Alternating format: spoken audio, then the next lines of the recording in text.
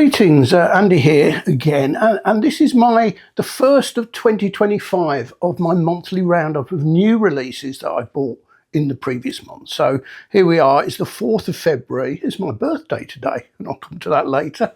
I've got 5 new releases which I acquired in January, so I'm going to go quick run through those.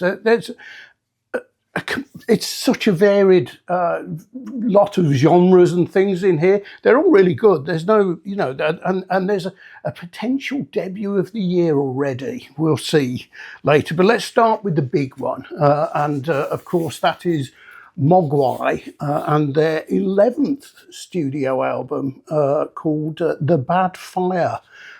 So I'm more complete in Mogwai than any other band, I think, because I've got all of their studio albums on vinyl, and most, if not all, of their soundtracks. There's quite a lot of those mostly on digital, and a couple of EPs on digital as well. I'm going to see them in later this month, in a couple of weeks in London. So looking forward to that.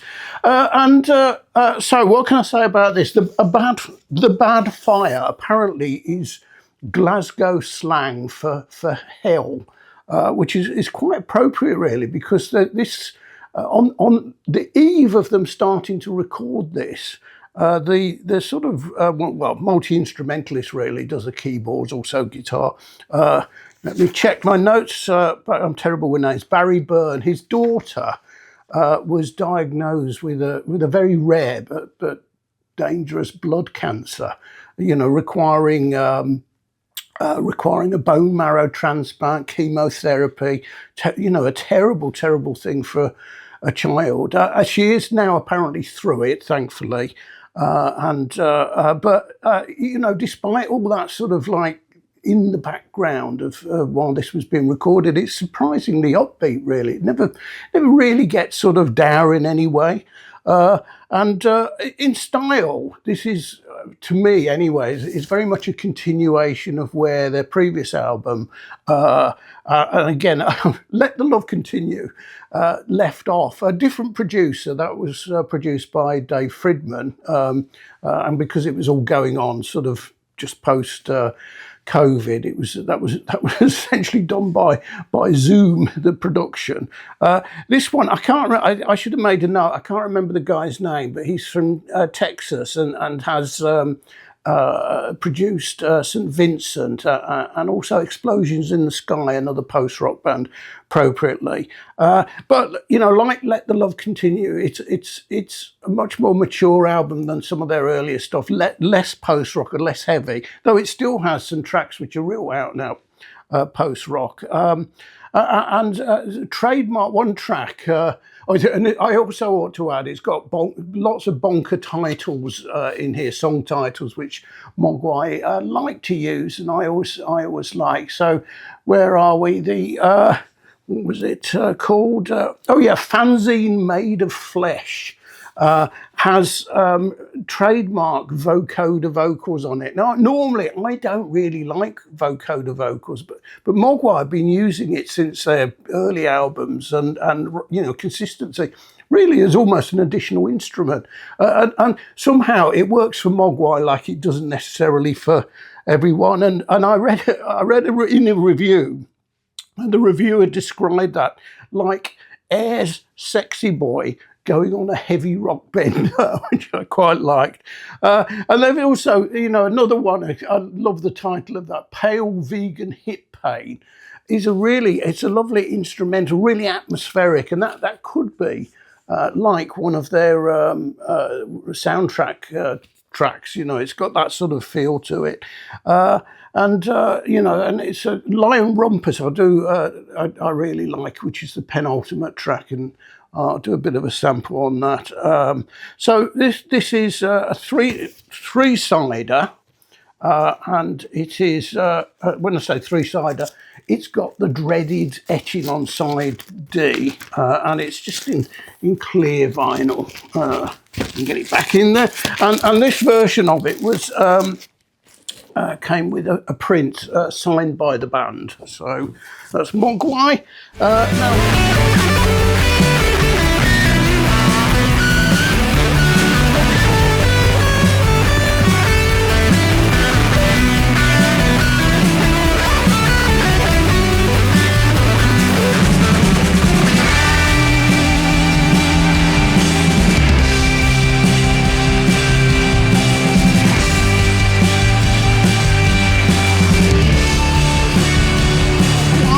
Now, my second album is another favourite band. I've got lots of their albums on, not terribly well known, and the band is Amplifier, and the album is called Gargantuan. Now, Amplifier hail originally from Manchester. They're now sort of essentially down to a duo. There's the two of them, Sel Bellamere on guitar, and Matt Brobin on drums. And they're described. Oh, and this is another one. I buy these from. They're self-released on their own label, Rockosmos, and I buy them direct from the band. Basically, their albums always get a nice message from Sel. You know, like a personal message from him. This time he said to let them know if I could make their gig in Bournemouth, which is the nearest one to me, and I couldn't, unfortunately. But you know, they were going to invite me around, so which would have been nice. But signed by Sel and Matt. Now they're if you don't know them, and most people don't, they're typically described as progressive metal, and I sort of get that, but actually I think of it as much more basic heavy rock. Really good guitar work, you know, shredding guitar from Sel and pounding drums from Matt. But it definitely has that slight proggy feel here and there, particularly on here. So on the last, where are we? Guilty Pleasure is a nice one, and you know, any track called Spock's Harp, which is quite a short one actually, to be honest, must be something to do with prog, thinking of Spock's beard. And you know, the track Gargantuan Part 2, because there isn't actually a Gargantuan Part 1. There's a real proggy finish to it, but heavy as well. And it's very resplendent on gold, sort of marbly almost vinyl. So that's could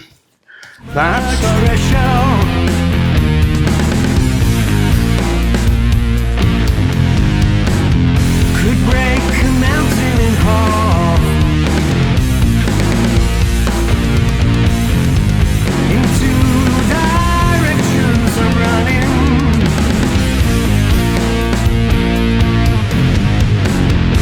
From the future and the past.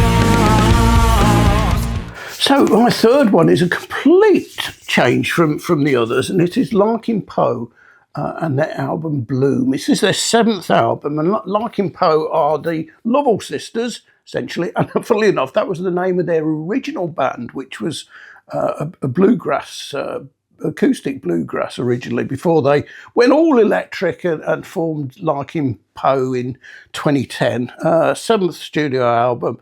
And Larkin Poe essentially are Rebecca Lovell on guitar, lead guitar and vocals, and Megan Lovell on slide guitar, steel guitar, lap guitar, all of those things, and she is brilliant at it. That I sort of, and obviously I have a rhythm section, but that changes over time. I've seen them variously described as southern rock, country rock and blues rock, and that's sort of all of those things. I tend to think of them mostly as blues rock. There's even a little bit here and there the sound of ZZ Top in early ZZ Top in there. Now this album is I mean, perhaps not surprisingly, it's the 7th. They've been at it now for sort of getting on for 20 years. And this is definitely their most refined and mature album, I would say, both in terms of the songwriting and particularly the production. You know, some of their earlier stuff was really sort of quite basic, very nice, you know, really enjoyable, very nice. But here they've moved their game up a bit, and it took a couple of listens to get used to that. I really do like it. It's a lovely album, and it is very resplendent in. Let's pull this out a bit. It's described as black and white splatter, but really it's sort of black splatter on a sort of semi-transparent, clear, semi-clear, shall we say?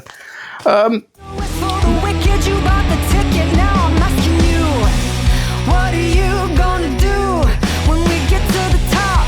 It's a hell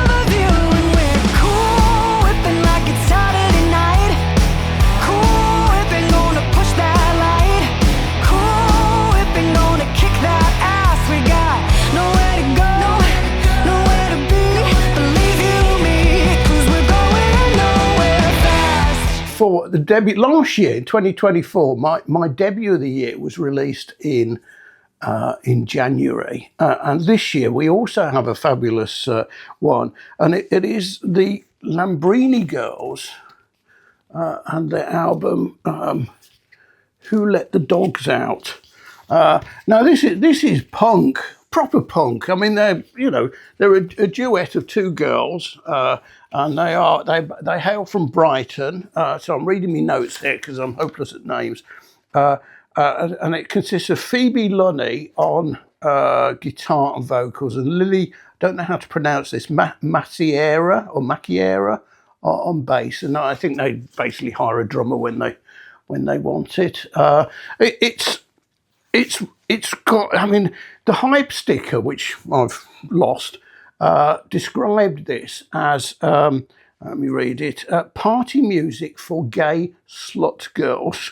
And it's really sort of, it's not post-punk, it's out and out punk, very much in the style of the Riot Girls, particularly Bikini Kill, who they cite as an inspiration. To say this has attitude is a bit of an understatement. The NME described the album as, and I quote, an unapologetic punk statement about the chaos of modern life. And they sing about misogyny and about big dick energy, and I put a bit of sample on that. Sexual harassment in the workplace on Company Culture. Police corruption on Bad Apple. And eating disorders on Nothing Tastes as Good as It Feels. It's a protest album for the age, I would say. And it closes, and apologies for this, but this is what it actually is called.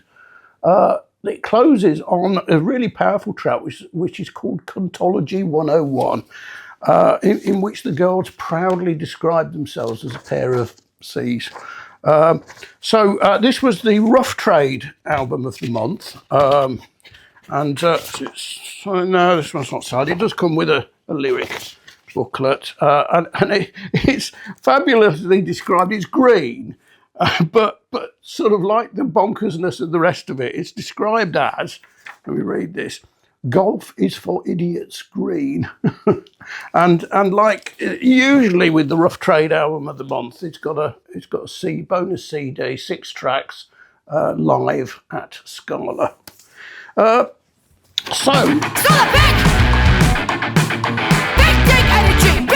energy. Oh my God, you think you're absolutely everything. Buy another big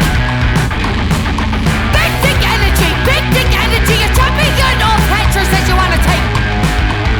Stop telling me how much left. Big energy. You know what, mate? Stay the fuck away from me.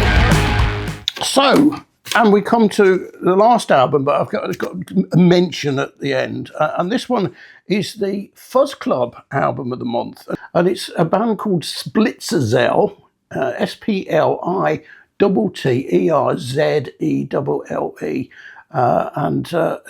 And it's an eponymous, it's Splitterzelle. It's a duet or duo of a German and a Portuguese, which is an interesting mix. So Sidney Jaff, Jaffe is the, well, I presume he's the German. Drums, synths, vocals. I think quite a lot of the drums are a drum machine. And Pedro Pestana, the Portuguese, guitar, pedal, saw, synth, whatever that is. And there's a guest on there playing guitar synth. So it's lots of synths in there. It's really, I think space rock describes it best, but it's like heavy psych rock. It's quite proggy in parts as well, essentially instrumental. And it's described as departing from the hypnotic, free-flowing space rock jams of their earlier work. I haven't heard any of the stuff before. This is pretty space rock to me, maybe less jammy. The self-titled album from Portuguese-German duo Splitterzelle finds Pedro Pestana and Sidney Jaff taking a much more produced approach, driven primarily by drum machine and synths. Pounding sub bass and dark electronic textures are at the forefront here, finding a middle ground between club-ready industrial techno heaviness and droning psychedelic noise. The last bit is probably a good description, and it's as all these are limited number, usually of 350, and it's number 16, and it's in a, what you call it really, a sort of pale blue, not quite sky blue, but it's got 3 tracks on each side. They're quite long, and another Fuzz Club discovery. So just